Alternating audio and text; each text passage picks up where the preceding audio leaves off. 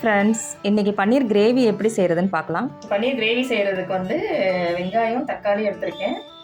4 வெங்காயம், 1 தக்காளி.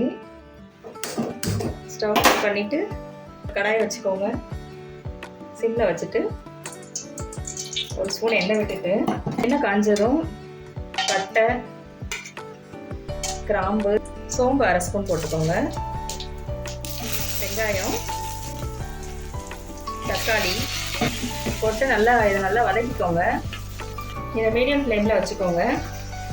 தக்காளி வெங்காயம் நல்லா அந்த பொன்னிறமாக வர்ற வரைக்கும் நல்லா வதக்குங்க.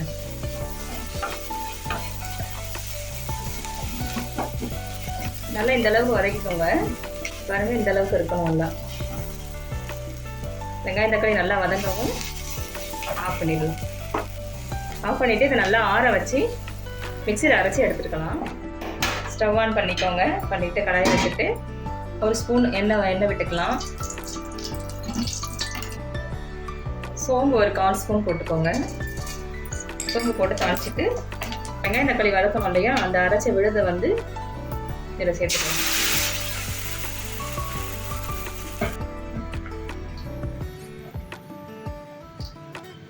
இதை நல்லா அலசி தண்ணி ஊற்றிக்கோங்க.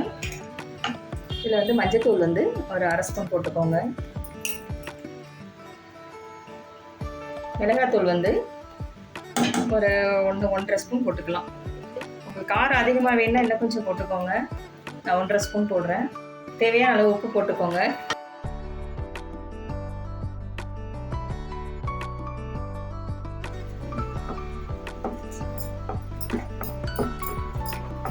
இதில் வந்து கொஞ்சம் தேவையான அளவு தண்ணி ஊற்றிக்கோங்க.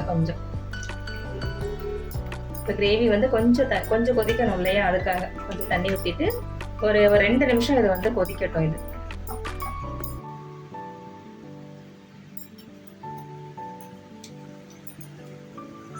ஸ்டவ் வந்து மீடியம் ஃப்ளேம்லேயே வச்சுக்கோங்க. இது ஒரு 2 நிமிஷம் நல்லா கொதிச்சிருச்சு. அந்த பச்சை வாடையெல்லாம் போயிட்டுருக்கு. கட் பண்ண பன்னீரை இதில் சேர்த்துக்கலாம். அப்படியே இந்த பன்னீரை சேர்த்து நல்லா கலந்து விடுங்க.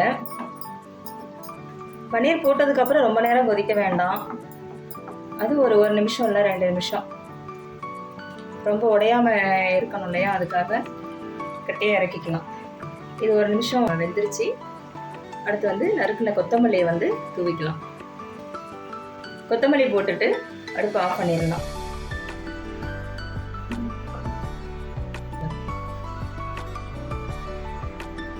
ஈஸியான பன்னீர் கிரேவி ரெடி ஆயிடுச்சு. இதே மாதிரி பன்னீர் கிரேவி நீங்களும் வீட்டில் செஞ்சு பாருங்கள்.